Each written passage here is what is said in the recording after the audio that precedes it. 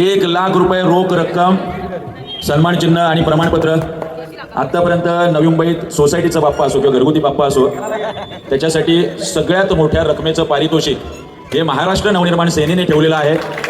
घरगुतीसाठी प्रथम क्रमांक, द्वितीयचं पारितोषिक हे आतापर्यंत सगळ्यात मोठं पारितोषिक हे महाराष्ट्र नवनिर्माण सेनेने ठेवलेलं आहे.